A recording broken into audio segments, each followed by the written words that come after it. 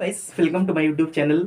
आई hope कि आप सब लोग अच्छे होंगे और आप लोग की प्रिपरेशन है और जो भी मैंने आपके लिए वीडियो कंटेंट डाला हुआ है उसको आप देख रहे होंगे और आपको अच्छा लग रहा होगा। तो मैं आपसे कहना चाहता हूँ कि जो भी कैंडिडेट हैं उनको प्रॉब्लम होती है तो आप आराम से उसको अच्छे से करें, जो भी सिचुएशन है उसको फेस करें, क्योंकि सबके सामने अलग अलग सिचुएशन होती है।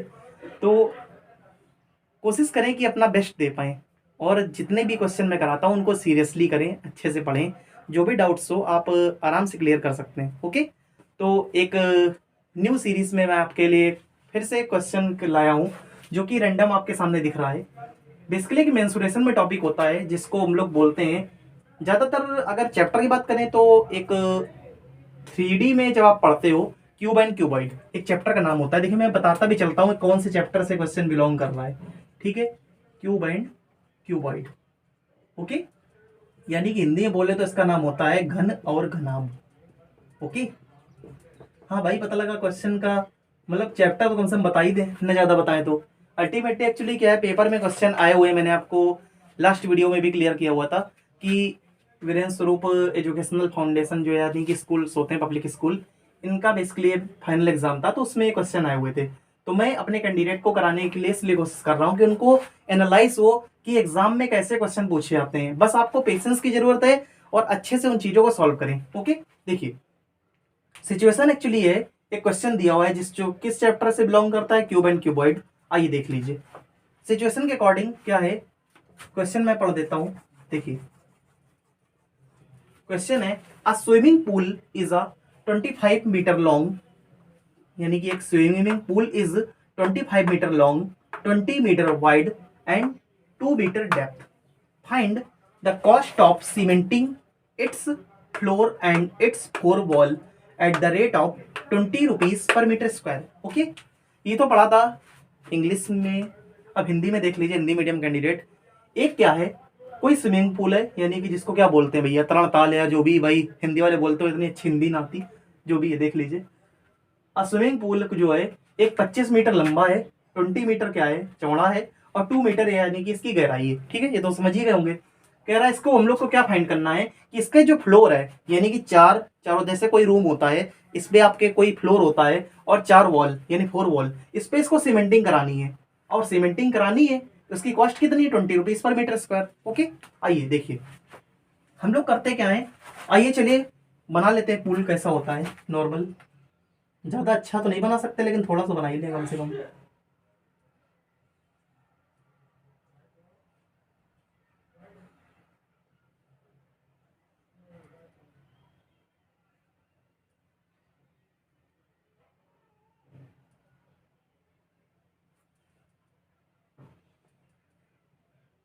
देखिए ये आपका पूल बन के तैयार हो गया, थोड़ा सा कोशिश तो की है ठीक ठाक बनाने की।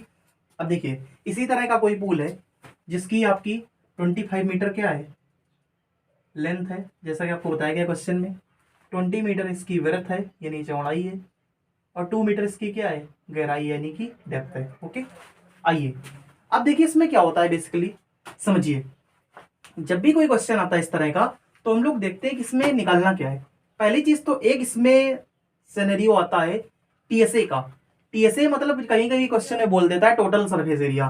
तो टोटल सरफेस एरिया जो होता है इसमें एक पैटर्न फॉलो करता है, यानी कि इसकी अगर आप फलक गिने जो इसकी एड्ज होती है कितनी होती है गिन लीजिए, 1 2 3 4, चार तो ये होती है, एक फ्लोर वाली नीचे और एक ऊपर रूफ। ठीक है, टोटल 6 आपकी फलके होती हैं जैसा कि बताया जाता है, यानी 6 सेट्स होती हैं इस टाइप के जो 3D फिगर होते हैं, चाहे आपका क्यूब हो या फिर क्यूबॉइड हो। ओके, तभी देखिए कभी क्यूब भी बनता है तो उसका हमेशा जब भी टोटल सरफेस एरिया जब निकालते हैं तो क्या होता है, हमेशा 6 स्क्वायर होता है। ठीक है, इसका अगर टोटल सरफेस एरिया निकालते हैं तो क्या होता है, इसका फॉर्मूला होता है 2 ब्रैकेट के अंदर LB plus BH plus HL। अब लेकिन वहां तो हमको इस टाइप के क्वेश्चन में बात नहीं करनी है डीएसए की।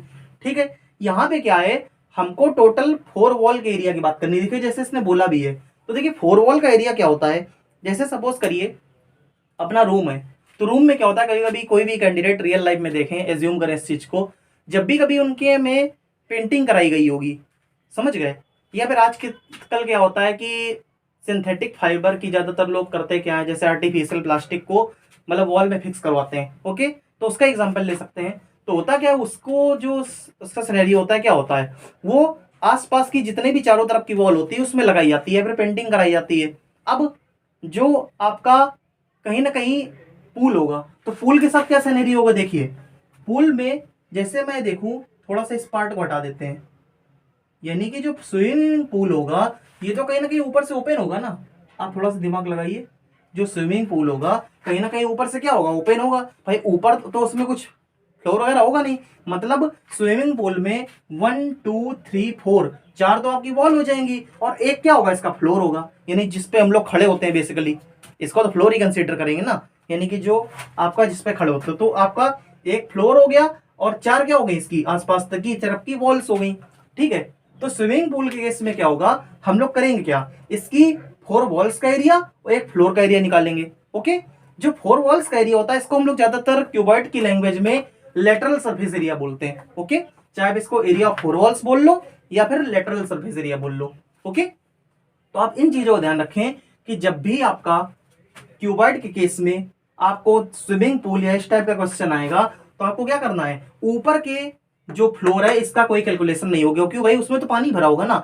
आप अगर सीमेंटिंग करने जाएंगे तो थोड़ा आप कॉमन सेंस लगाइए, क्या ऊपर मतलब जो सबसे ऊपर का पार्ट होगा या जो ऊपर का रूफ होगा, क्या आप उस पार्ट में सीमेंटिंग कर पाएंगे, जिंदगी में नहीं कर पाएंगे। भाई पूल को खाली करेंगे तो आपको क्या मिलेगा, पूल का आपने सपोज करिए सारा पानी हटा दिया, तो मतलब आपको क्या होगा, 4 वॉल दिखाई देंगी और एक नीचे का बेस दिखाई देगा, तो आप सीमेंटिंग तो इसी पे कर पाएंगे ना, कि छठे फ्लोर के लिए आप हवा में सीमेंटिंग करेंगे जाके, पॉसिबल ही नहीं है। तो जो सीमेंटिंग होगी बेसिकली 4 आपकी वॉल, 4 वॉल और एक फ्लोर पे होगी। तो आई थिंक यहाँ तक आपको थीम इसमें समझ आ गई होगी, बहुत ज्यादा एक्सप्लेन करने की जरूरत नहीं इसको, ये तो फिर ज्यादा कंफ्यूज हो जाएंगे। आई थिंक इतना क्लियर है इसके लिए। आइए अब देखिए इसको सॉल्व कैसे करते हैं इस टाइप के क्वेश्चन को। मेन तो सोल्यूशन है, इजी है, बहुत ज्यादा कोई मास्टरमाइंड नहीं इस चीज में। देखिए जो आपकी लेंथ है, लेंथ क्या है 25 मीटर है, ब्रेड्थ क्या है आपकी 20 मीटर है, यानी जो इसका चौड़ाई है, और हाइट, हाइट क्या है यानी कि इसकी 2 मीटर। ओके, चलिए अब देखिए इसमें क्या होता है, हम लोग इसका टोटल एरिया कैसे निकालेंगे, टोटल एरिया आप निकालिए, कैसे निकालेंगे, देखिए टोटल एरिया आप इसको कैलकुलेट करें, पहले तो होगा एरिया ऑफ 4 वॉल्स, नहीं पहले 4 वॉल्स का एरिया निकलेगा और फिर क्या होगा एरिया ऑफ ग्राउंड, यानी जो ग्राउंड है यानी कि जो फ्लोर है बेसिकली बीच वाला, ये इसको हम लोग बोलेंगे ग्राउंड। ओके, देखिए तो जो एरिया ऑफ ग्राउंड है कैसे, देखिए एरिया ऑफ जो आपका 4 वॉल्स होता है, देखिए फॉर्मूले से रिलेटेड, देखिए मुझे कोई एक्स्ट्रा कोई क्लास लाने की जरूरत नहीं कि मैं एक क्लास में आपको बेसिकली फॉर्मूले फॉर्मूले बताऊं, वो एक्चुअली ज्यादा हेक्टिक शेड्यूल होगा। क्यों, क्योंकि फॉर्मूले तो मोस्टली लोगों को बुक में ही मिल जाते हैं और बहुत सारे ऐसे चैनल होते हैं जो फॉर्मूले बताते हैं, तो आई थिंक मुझे नहीं लगता कि फॉर्मूले से रिलेटेड कोई क्लास लानी चाहिए, वो तो क्वेश्चन में यूज ही होता है। मेन जो थीम है कि क्वेश्चन में जो इंप्लीमेंट हो रहा है उसको कैसे करें, तो देखिए फार्मूला तो लोग को पता ही होते हैं ज्यादातर मोस्टली। अब एरिया 4 वॉल्स है, इसका ज्यादातर फार्मूला लोगों को पता होता है, 2 ब्रैकेट L+B × H, ये आपका फार्मूला होता है एरिया 4 वॉल्स का। कहीं भी आप जाएं 3D में अपनी बुक उठाएं, देखें उसमें ये फार्मूला लिखा होता है 2 ब्रैकेट L+B × H। अब एरिया ऑफ ग्राउंड क्या होगा समझिए, ये तो सिंपल सी बात है, इसकी अगर शेप देखो तो आप रेक्टेंगल शेप की होगी। भाई अब अगर घर में आप रहते हैं, कोई रूम होता है, तो रूम में मोस्टली क्या होता है, हमें नहीं लगता कि नीचे का जो फ्लोर है बहुत लोगों का कोई स्क्वायर होता होगा, ज्यादातर मोस्टली रेक्टेंगल शेप की होते हैं, तो फ्लोर के लिए आप क्या होगा रेक्टेंगुलर शेप का होगा, तो सिंपल सी बात है उसके लिए L×B हो जाएगा एरिया। बताइए कोई डाउट है यहाँ तक। भाई अपने घर का आप क्या करना, रूम का फ्लोर देखना कैसा होगा, रेक्टेंगल होगा, और चारों दीवालों को देख लेना, अपने आप समझ में आ जाएगा। देखिए तो क्या होता है 2 bracket L+B means 25 + 20 into H की वैल्यू कितनी है 2, और इसकी वैल्यू रखिए L×B यानी 25 × 20। देखिए पूरा सॉल्व कर दीजिए, मीन्स 2 2 जा 4 और ये 45 हो जाएगा, प्लस 25 × 20 यानी कि 500। ओके, इसको सॉल्व कीजिए, 45 का 4 टाइम्स कितना हो जाएगा, आइए ऐड कर लेते हैं, दुगुना होता है 90, 4 गुना हो जाएगा 180, मीन्स आपका टोटल एरिया ऐड करेंगे तो आपका 680 मीटर स्क्वायर। अब देखिए क्या एरिया आया है, समझिए पहले आया क्या है, टोटल एरिया वो एरिया है जहां पे हम लोग को सीमेंटिंग करनी है। देखिए बोर्ड एक्चुअली थोड़ा सा मेरा छोटा है, कोई इतना बड़ा डिजिटल बोर्ड नहीं है, तो इसमें हम सारी चीजें नहीं लिख सकते हैं कि एक एक चीज आपको लिख के दिखाई जाए। कुछ चीजें आप मेरे जो मैं समझाता हूं उससे भी गेन करने की कोशिश करें। अब ये टोटल एरिया तो किसका टोटल एरिया, यानी वो एरिया जहां पे आपको सीमेंटिंग करनी है, मतलब 1 2 3 4 वॉल्स और एक नीचे ग्राउंड, यानी टोटल ये एरिया है आपका, जो कि 680 मीटर स्क्वायर आया है। समझ गए? इतना तो आपको क्लियर ही होगा, जो कि आपको दिख भी रहा, 4 walls plus area of ground. Okay, इतना। अब ये तो आपको आ गया कि इस एरिया में आपको क्या करना है, यानी कि सीमेंटिंग करानी है। अब देखिए आपको कॉस्ट भी दी हुई है कितनी, आपसे बोला हुआ है cost of cementing 1 metre square equal to कितनी है, आपने कहा 20 रुपीज। ठीक है, तो क्या हो जाएगा, हम लोग निकाल लें total cost of cementing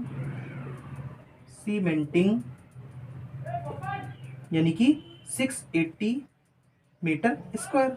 okay, तो आपका 680 इंटू 20, आइए देख लेते हैं कितना आ जाएगा। डबल करिए, 2 8 जा 16, 1 कैरी, 2 6 जा 12, 1 13, 16 1 2 6 जा 12, 1 13 और 00 रुपीज। यानी कि अकॉर्डिंग टू सोल्यूशन आपका सॉल्व करने के अकॉर्डिंग क्या है, 13,600 रुपीज आपकी कॉस्ट आएगी क्या करने की, यानी कि इस पूरे फ्लोर पे सीमेंटिंग कराने की। ओके, आई थिंक कि आपको जो ये क्वेश्चन था क्लियर हो गया होगा। बहुत कोई इसमें मास्टरमाइंड नहीं था, जो भी आप था क्वेश्चन सामने था, और ये आपका फाइनल एग्जाम में आया हुआ था, जो कि आप देख सकते हैं क्लास 8th क्वेश्चन है। जो भी आपके क्लास 8th वाले कैंडिडेट हैं, या मैं कहता हूँ जो भी 7th में भी पढ़ रहे हैं या 6th में भी पढ़ रहे हैं, वो भी समझने की कोशिश करें। और जो हायर क्लास वाले हैं, जैसे 9th या 10th में है, उनका कुछ बेसिक में डाउट है, नहीं क्लियर उनका, तो वो अपने बिलो जो क्लास के क्वेश्चन है उनको देख के अपने बेसिक स्ट्रॉन्ग कर सकते हैं। सबके लिए फ्रूटफुल है, आप देखें, और जो भी प्रॉब्लम हो आप आराम से कमेंट सेक्शन में पूछ सकते हैं। ठीक है, देख लीजिए, तब तक इसको आप पूरा विजुअल देखिए। आइए, इसके बाद फिर मैं नेक्स्ट क्वेश्चन कराता हूं आपको।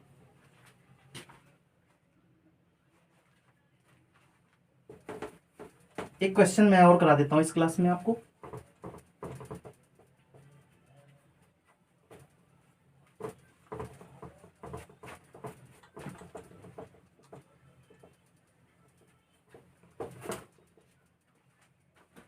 देखिए छोटा सा क्वेश्चन है,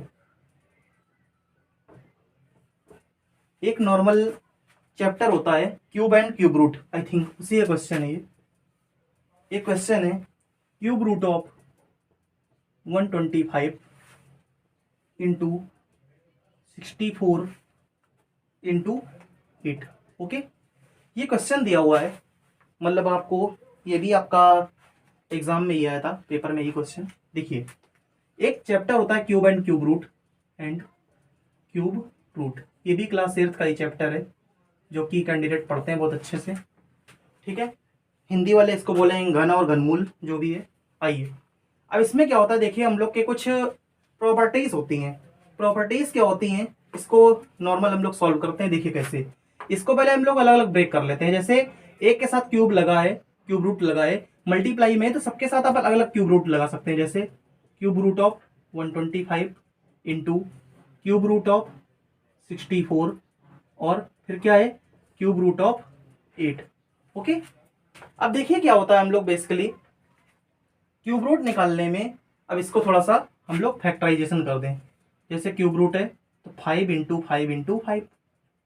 ओके, अब ये किसका क्यूब बनेगा, ये 4 के आपका बन जाएगा, इंटू ये क्या क्यूब रूट 2 इंटू 2 इंटू 2।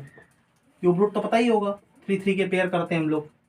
चलिए क्यूब रूट से बाहर लाएंगे तो यानी कि 5 आ जाएगा, इसको क्यूब रूट से बाहर लाएंगे तो 4 आ जाएगा, इसको क्यूब रूट से बाहर लाएंगे तो 2 आ जाएगा। ओके, अगर चाहते हो डायरेक्ट भी कर सकते थे, 125 का 5 होता है, 64 का 4 होता है, और 8 का 2 होता है। लेकिन बेटा प्रोसेस भी कोई चीज होती है, आपको अगर 2 मार्क्स का भी क्वेश्चन है, 1 मार्क्स का है, तो आपको कुछ प्रोसेस करके दिखाना होगा। ठीक है, डायरेक्ट आप नहीं कर सकते हो। तो आपकी प्रॉपर्टी होती है कि सबको आप अलग अलग करें, उसके बाद फिर सबको पर्टिकुलर सॉल्व करें, उसके बाद फिर अपना फाइनल आंसर दें। ओके, तो देखिए 5 है इंटू 4 है इंटू 2 मीन्स क्या हो जाएगा आपका 5 4 जा 20 इंटू 2 40, दैट्स योर आंसर। तो ऐसे ही छोटे छोटे क्वेश्चन जो भी हैं, मैं आपको कोशिश ये कर रहा हूँ कि जो भी क्वेश्चन एग्जाम में पूछे गए हैं, जिनसे भी जितना भी मुझसे बन सकता है मैं आपको कराऊं। और देखिए आपकी कैसे क्वेश्चन पूछे जाते हैं। जो लोग बहुत ज़्यादा परेशान होते हैं कि बहुत हार्ड पेपर आता है मेरे में, मैं कर नहीं पाता हूँ, एग्जाम में मुझे नंबर नहीं मिलते हैं, बहुत सारी प्रॉब्लम्स आती हैं। आप एक प्रॉपर तरीका अपनाइए, अच्छे से उसको सॉल्व करके दिखाइए, प्रॉपर स्टेप दिखाइए, आपको नंबर कैसे नहीं मिलेंगे। लोग बहुत ज़्यादा डाउट में रहते हैं कि सर मेरे नंबर नहीं आते हैं, बहुत ज़्यादा मतलब ऐसी सिचुएशन रहती है कि क्या बताऊं। तो उनके लिए मैं सीधा यही कहना चाहूँगा कि भाई आप लोग अच्छे से पढ़ो, चीज़ों को एनालाइज कर लो। और अगर आप क्लास 7th 8th में या 9th में 10th में जैसे ही पढ़ रहे हैं, तो क्लास 8th का भी जो कैंडिडेट है उसको भी मिनिमम, या जो 9th में पढ़ रहा है तो कम से कम 4-5 घंटे मिनिमम घर में देना होगा।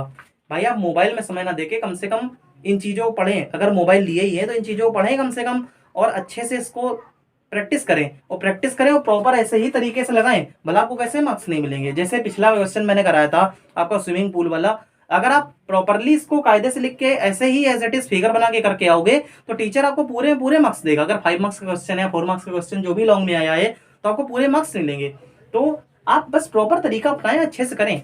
बस इसको कराने का मेन मोटो यही था। वैसे तो मैं सारी चीजें चैप्टर वाइज करा रहा था, आपने देखा ही था मेरे वीडियोस में, लेकिन अब चूंकि एग्जाम का पेपर था तो मैंने सोचा इसको भी कराया जाए, लोगों को कम से कम ये अवेयरनेस हो कि कैसे पेपर आते हैं और कैसे सॉल्व करना होता है। तो देखिए रैंडमली मैं ऐसे ही बता रहा हूँ, आपको भी नॉर्मल ऐसे ही प्रैक्टिस करनी होती है, ठीक है। तो आई थिंक आपको मेरा एफर्ट पसंद आया होगा। पसंद आया तो वीडियो को लाइक करें, चैनल पर नहीं तो सब्सक्राइब करें। मिलते हैं गाइस जल्दी नेक्स्ट क्लास में ऐसी ही। Thank you so much for watching guys, bye.